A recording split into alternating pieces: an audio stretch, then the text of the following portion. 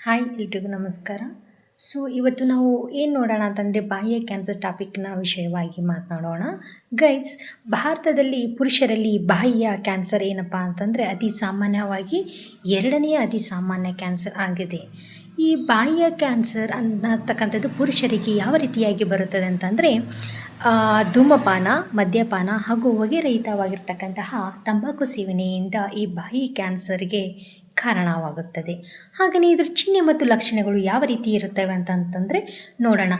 ಬಾಯಿಯ ಕುಳಿಯಲ್ಲಿ ಅಂತ ಹೇಳ್ತೀವಿ, ಅಂದರೆ ಬಾಯಿಯ ಒಳಗಡೆ ಅಥವಾ ಕುಳಿಯಲ್ಲಿ ಏನಾದರೂ ಬಿಳಿ ಹಾಗೂ ಕೆಂಪು ಸಹಿತವಾಗಿರ್ತಕ್ಕಂತಹ ಹುಣ್ಣುಗಳು ಅಥವಾ ಮಚ್ಚಿಗಳು ಅಂತ ಹೇಳ್ತೀವಿ, ಆ ರೀತಿಯಾಗಿದ್ದರೆ, ಮತ್ತು ಬಾಯಿಯ ಕುಳಿಯಲ್ಲಿ ಬಾಯಿಯ ಒಳಗಡೆ ಏನಾದರೂ ಗಡ್ಡೆಗಳಾಗಿದ್ದರೆ ಅಥವಾ ಬಾವು ಆಗಿದ್ದರೆ, ಊತ ಅಂತ ಕೂಡ ನಾವು ಹೇಳ್ತೀವಿ, ಅದು ಆಗಿದ್ದರೆ, ಹಾಗೆಯೇ ಬಾಯಿಯನ್ನು ತೆರೆಯಲು ಮತ್ತು ಆಹಾರ ಸೇವನೆ ಮಾಡುವಾಗ ಅಥವಾ ನುಂಗಲು ಕೂಡ ಏನಾದರೂ ತ್ರಾಸಾಗ್ತಾ ಇದೆ ಅಥವಾ ನೋವು ಸಹಿತವಾಗಿರ್ತದೆ ಅಂತ ಅಂದರೆ, ಹಾಗೆಯೇ ಪುರುಷರಲ್ಲಿ ಬಹಳ ವೇಗವಾಗಿ ತೂಕ ಕಡಿಮೆಯಾಗೋದು, ಅವು ಇರ್ತಕ್ಕಂಥ ತೂಕಕ್ಕಿಂತ ಅತಿ ಕಡಿಮೆಯಾಗಿ ತೂಕ ಆಗ್ತಾ ಇತ್ತಂತಂದರೆ, ಹಾಗೆಯೇ ಇನ್ನೊಂದು ನಾವೇನು ವಿಶೇಷವಾಗಿ ಆ ಬಾಯಿ ಕ್ಯಾನ್ಸರ್ನಿಂದ ಬರ್ತಕ್ಕಂತಹ ವ್ಯಕ್ತಿಯ ಕುತ್ತಿಗೆಯಲ್ಲಿ ಏನಾದರೂ ಊತ ಕಂಡು ಬಂತಂತಂದರೆ, ಇವು ಪ್ರಮುಖವಾಗಿ ಒಂದು ಬಾಯಿಯ ಕ್ಯಾನ್ಸರ್ನ ಲಕ್ಷಣಗಳು ಅಥವಾ ಚಿಹ್ನೆಗಳಂತ ನಾವು ಹೇಳ್ಬೋದು, ಹಾಗೆ ವಿವರಣೆಯನ್ನು ನೀಡಬಹುದು.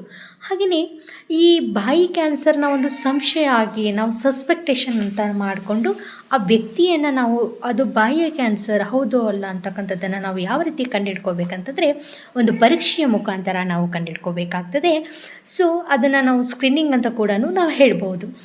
ಈ ಮೇಲೆ ತಿಳಿಸಿರ್ತಕ್ಕಂತಹ ಆವಾಗಲೇ ಹೇಳಿರ್ತಕ್ಕಂಥ ಲಕ್ಷಣಗಳುಳ್ಳ ವ್ಯಕ್ತಿಗಳು ನನಗೆ ಏನೋ ಒಂದು ಇರಬಹುದು ಅಂತಕ್ಕಂಥ ಒಂದು ಸಂಶಯಾಸ್ಪದವಾಗಿ ಅವರು ವೈದ್ಯರಲ್ಲಿ ಬಂತಂತಂದರೆ ವೈದ್ಯರು ಏನು ಮಾಡ್ತಾರಪ್ಪ ಅಂತಂದರೆ ಸ್ಕ್ರೀನಿಂಗನ್ನು ಮಾಡ್ತಾ ಹೋಗ್ತಾರೆ. ಅಂದರೆ ಒಂದು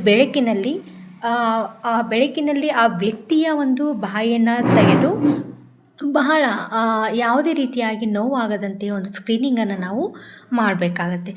ಅದನ್ನು ಒಂದು ಕ್ಯಾನ್ಸರ್ ಇರ್ತಕ್ಕಂಥ ಸಂಶಯ ಇರ್ತಕ್ಕಂಥ ವ್ಯಕ್ತಿಯಲ್ಲಿ ಲೋಳೆಪೊರೆಯ ವ್ಯವಸ್ಥಿತವಾಗಿರ್ತಕ್ಕಂಥ ದೃಶ್ಯವನ್ನು ನಾವು ನೋಡ್ತಕ್ಕಂಥದ್ದಾಗಿರ್ಬೋದು, ಹಾಗೂ ಕೆಲವೊಂದು ಏನಪ್ಪ ಅಂತಂದರೆ ದೈಹಿಕ ಪರೀಕ್ಷೆಗಳು ಕೂಡ ಈ ಒಂದು ಬಾಯಿ ಸ್ಕ್ಯಾನರಲ್ಲಿ ಒಳಗೊಂಡಿರುತ್ತೆ. ಹಾಗೆಯೇ ಗೈಸ್, ನಾವು ಇನ್ನೊಂದು ಏನಪ್ಪ ಅಂತಂದರೆ ದುಗ್ಧರಸ ಗ್ರಂಥಿಗಳ ಅಂದರೆ ಕುತ್ತಿಗೆಯ ಎಚ್ಚರಿಕೆಯ ಮುಂದಾಲೋಚನೆಯಾಗಿ ನಾವು ತಪಾಸಣೆಯನ್ನು ಕೆಲವೊಂದು ಡಿಜಿಟಲ್ ವ್ಯವಸ್ಥೆಯ ಮುಖಾಂತರ ತಪಾಸಣೆಯನ್ನು ಮಾಡಬೇಕಾಗತ್ತೆ ಅಂತ.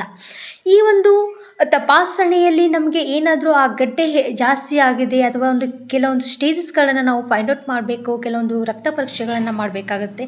ಅಂತಹ ಒಂದು ಸ್ಥಿತಿಯಲ್ಲಿ ಅದು ಏನಾದರೂ ಸಸ್ಪೆಕ್ಟ್ ಇರ್ತಕ್ಕಂಥದ್ದು ಪಾಸಿಟಿವ್ ರೀತಿಯಾಗಿ ನಾವು ಕಂಡುಬಂದರೆ ಆ ವ್ಯಕ್ತಿಗಳಿಗೆ ಮುನ್ನೆ ಚಿಕಿತ್ಸೆಗೆ ನಾವು ರೆಫರ್ ಮಾಡ್ಬೋದು, ಅಥವಾ ಇನ್ನೂ ಕಡಿಮೆ ಮಟ್ಟದಲ್ಲೇ ಇದೆ, ಈಗ ಜಸ್ಟ್ ಇದೆ ಅಂತಂದರೆ ಅದೊಂದು ಕೆಲವೊಂದು ಚಿಕಿತ್ಸೆಗಳ ಮುಖಾಂತರ ನಾವು ಅವರನ್ನು ಗುಣಮುಖರಾಗಿ ಮಾಡ್ಬೋದು. ಗೈಸ್, ಯಾವುದೇ ರೀತಿಯಾಗಿ ಹೆದರಿಕೆ ಇಲ್ಲದೆ ಮುಂದೆ ಬನ್ನಿ, ಪರೀಕ್ಷೆಗೆ ಒಳಪಡಿ, ನೀವು ಮತ್ತು ನಿಮ್ಮ ಕುಟುಂಬದವರೊಂದಿಗೆ ಸುಖವಾಗಿ ನಗುತ್ತಾ ಜೀವನವನ್ನು ಸಾಗಿಸಬಹುದು. ಧನ್ಯವಾದಗಳು.